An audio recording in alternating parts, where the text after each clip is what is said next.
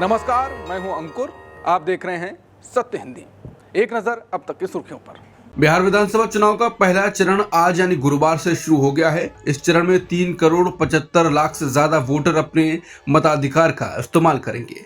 कुल 243 सीटों में से 121 सीटों पर आज वोटिंग हो रही है। सुबह 7 बजे मतदान शुरू हुआ और शाम 5 बजे तक चलेगा।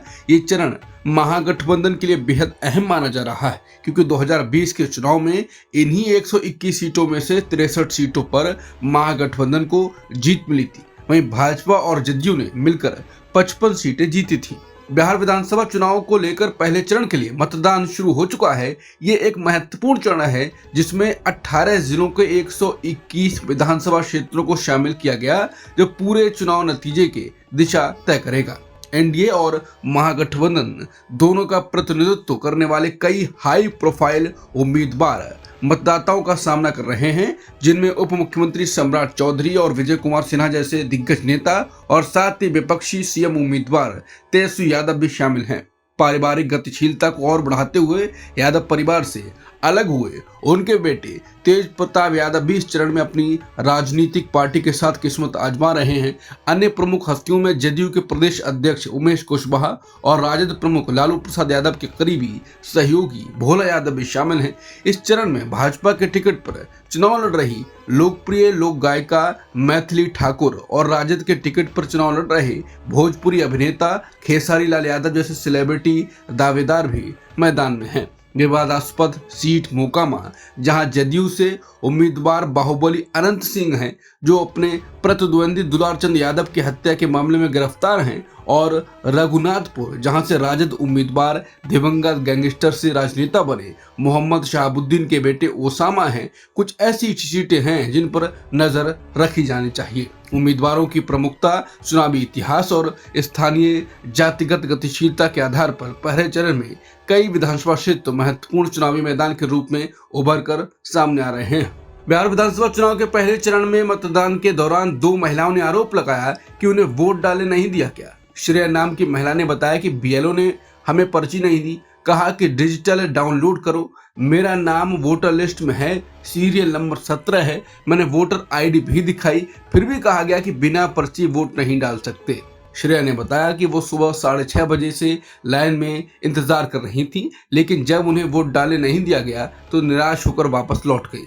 ये मामला चुनाव आयोग की व्यवस्थाओं पर सवाल खड़े करता है, खासकर तब जब मतदाता का नाम लिस्ट में होने और आईडी दिखाने के बाद भी वोट डालने से रोका गया। राहुल गांधी ने बिहार के युवाओं के लिए वीडियो जारी किया। राहुल ने कहा कि बिहार के मेरे युवा साथियों, मेरे जेनजी भाइयों और बहनों, ये सिर्फ मतदान का दिन नहीं बल्कि बिहार के भविष्य की दिशा तय करने का दिन है।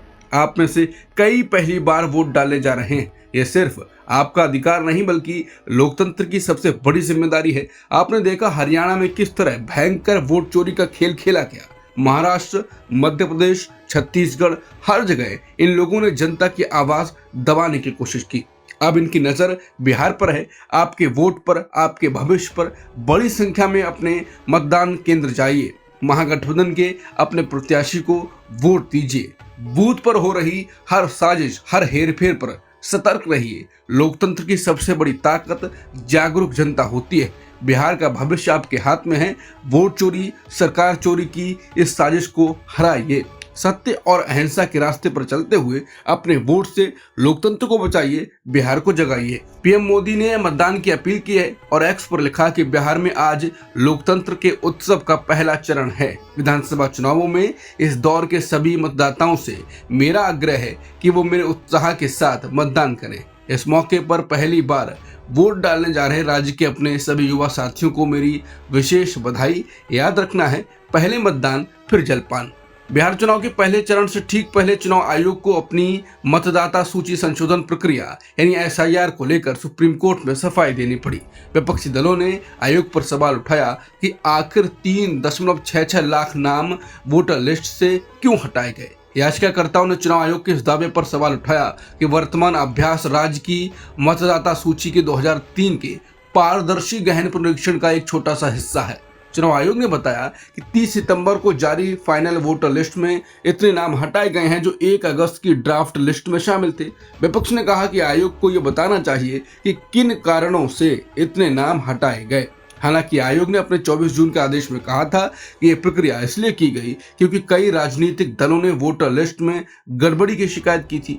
आयोग ने दावा किया कि पिछले 20 साल से बिहार में कोई बड़ा संशोधन नहीं हुआ था और माइग्रेशन व शहरीकरण के कारण अब ये जरूरी था। चुनाव आयोग ने सुप्रीम कोर्ट में कहा ये प्रक्रिया पूरी तरह पारदर्शी है और 2003 की रिवीजन प्रक्रिया की तरह की गई है। चुनाव आयोग ने कहा कि SIR 2025 कोई नई प्रक्रिया नहीं बल्कि वैसी ही है जैसे 2003 तक नियमित रूप से की जाती थी। 24 जून 2025 के अपने आदेश में आयोग ने कहा कि 2003 की संशोधन प्रक्रिया ही 2025 के SIR के लिए नजीर और मॉडल है। लेकिन दिलचस्प बात यह है कि याचिकाकर्ता संगठन एसोसिएशन फॉर डेमोक्रेटिक रिफॉर्म्स यानी ADR, जिनका प्रतिनिधित्व वकील प्रशांत भूषण और नेहा राठी कर रहे थे, उन्होंने कोर्ट में कहा कि चुनाव आयोग ने कभी भी 2003 की स्पेशल इंटेंसिव रिवीजन के असली दस्तावेज अदालत के सामने पेश नहीं किए जिन पर वो आज की प्रक्रिया को आधारित बता रहा है। राहुल गांधी के हरियाणा विधानसभा चुनावों में वोट चोरी के गंभीर आरोपों पर बीजेपी ने पलटवार किया।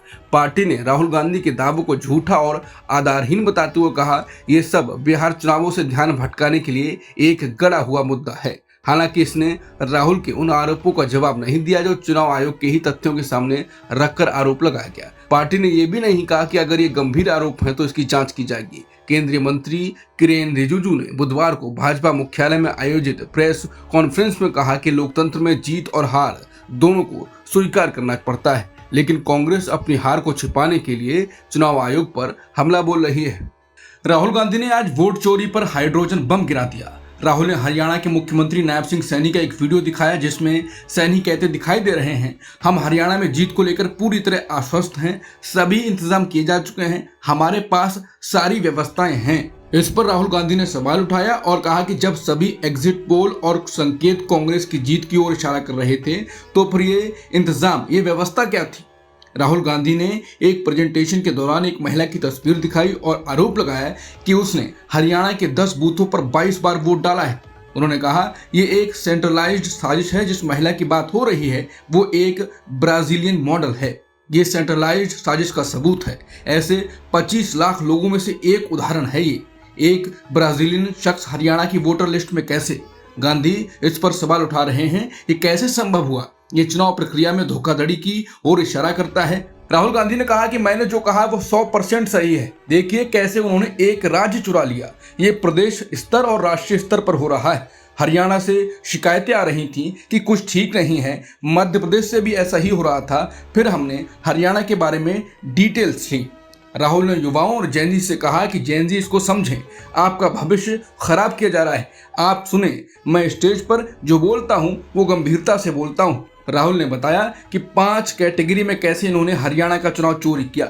लोगों को पता होना चाहिए कि कांग्रेस हरियाणा का चुनाव जीती थी और बीजेपी हारी थी। राहुल ने बताया कि कैसे 25 लाख फेक वोटर्स के सबूत उनके पास हैं। उन्होंने दिखाया कि कैसे प्रूफ हैं। राहुल ने सबूत दिखाए और कहा कि हरियाणा में 2 करोड़ टोटल वोटर्स हैं, 25 लाख फेक वोटर्स पर हमारे पास सबूत हैं और जिन पर डाउट है उन्हें छोड़ दिया है। राहुल ने कहा कि 8 में से 1 वोटर फेक है, इसके बावजूद हम 22,000 से हारे। राहुल ने अंत में फिर कहा कि मैं युवाओं, जेनजी और हिंदुस्तान के नागरिकों से कहता हूं कि लोकतंत्र आपका है, मोदी, चुनाव आयोग और शाह का नहीं। इसको बचाना आपकी और हमारी जिम्मेदारी है। राहुल ने कई फेक वोटर्स दिखाए जिन्होंने 100 वोट्स डाले थे।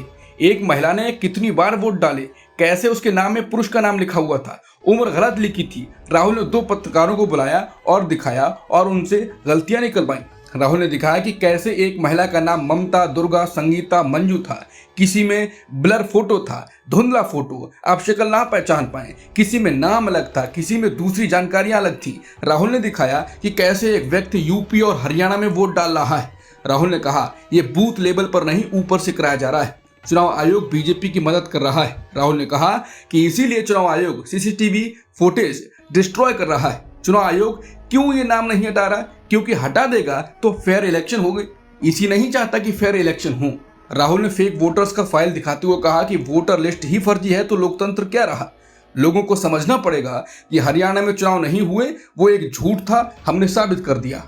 राहुल गांधी ने ज्ञानेश कुमार के ज्ञान की बात कही और कहा कि ज्ञानेश कुमार कह रहे हैं कि जिन लोगों का घर नहीं होता उनके घर का नंबर 0 लिखा जाता है। राहुल ने नरेंद्र नाम के शख्स का जिक्र किया जिसका नंबर 0 था। राहुल ने कहा जिनके घर का नंबर 0 था उनको ढूंढा गया, पता लगाया गया, गांव में उनको देखा गया।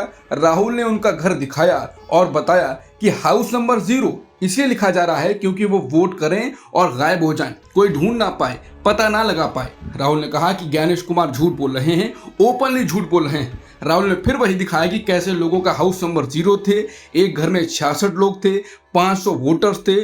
पलवल का एक उदाहरण भी दिखाया और कहा यह साफ है कि इसके लिए कौन जिम्मेदार था। चुनाव आयोग बीजेपी के साथ लगा था कि कांग्रेस ना जीत पाए। पाकिस्तान में गुरु नानक देव जी के प्रकाश पर्व के कार्यक्रम में शामिल होने गए सिख श्रद्धालुओं के जत्थे से एक हिंदू परिवार को वापस भेज दिया गया।